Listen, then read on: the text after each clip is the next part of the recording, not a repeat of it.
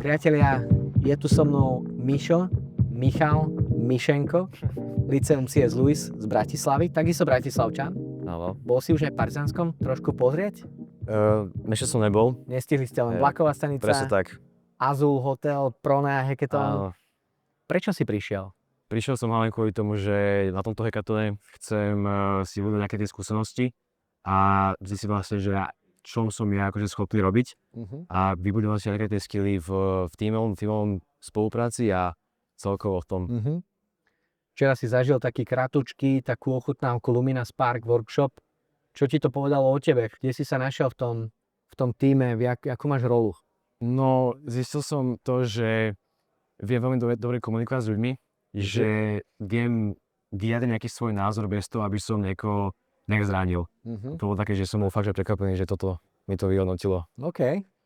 Takže komunikátor, CEO budúci, politik budúci. Kto najviac v tíme zatiaľ maká? Ja by som povedal, že všetci. Že akože určite tam je niekto, ktorý že dá pokyny a tak, ale je to skôr taká tímová spolupráca, že spolu. A ten váš tým najčastejšie aký zvuk vydáva? Skôr také, že áno, ale také šialené. Takže ste si zatiaľ istí v tom tvojom nápade, alebo v tom vašom spoločnom nápade? Akože včera tam boli veľmi brutálne veľa vyhorení, že sme sa nevedeli dohodnúť, ale až k večeru sme prišli k jednému a my sa toho chytili a pokračujeme v tom. Čomu?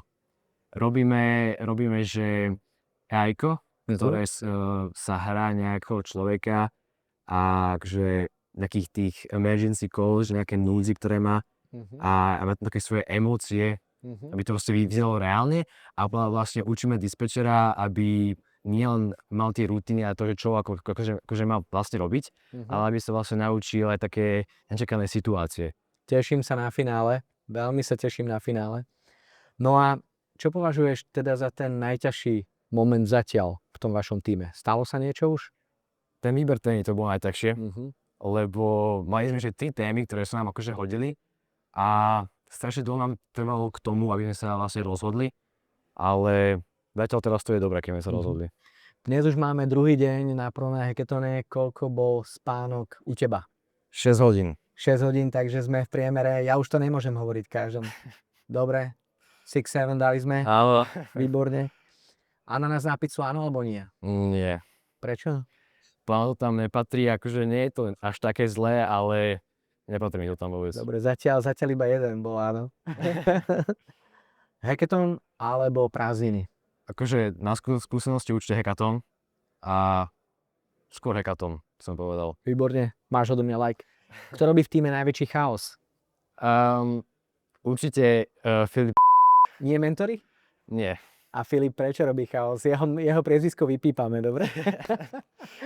Lebo akože on je taký, že veľmi kreatívny a dá strašne veľa nápadov a niekedy sa aj v tom zmiešame. OK. Hej. Čo hovorí zatiaľ na mentorov? Musím povedať, že naši mentori nám strašne veľa pomohli, že keď sme sa niekde zasekli, tak nepovedali nám to riešenie, čo máme robiť, ale nás k tomu naviedli. A my sme proste vedeli sami na to prísť a aby sme sa proste neboli v tom zaseknutom mieste stále. Sociálne siete áno alebo nie?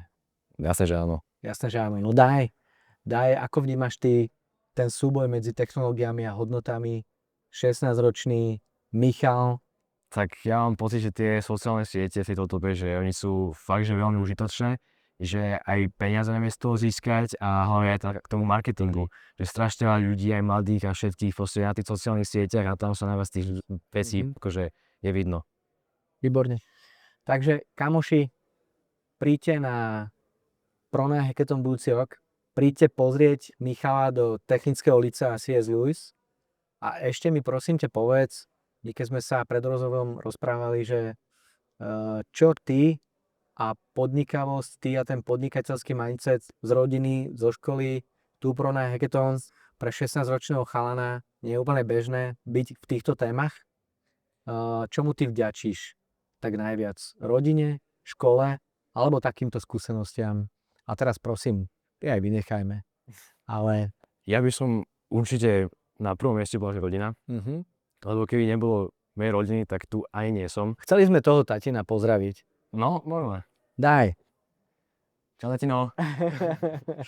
A no a keby nebolo ich, tak ja nie som na tej mojej škole.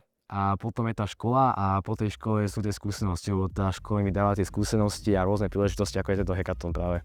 Yes. Priatelia, Michal to zvládol luxusne.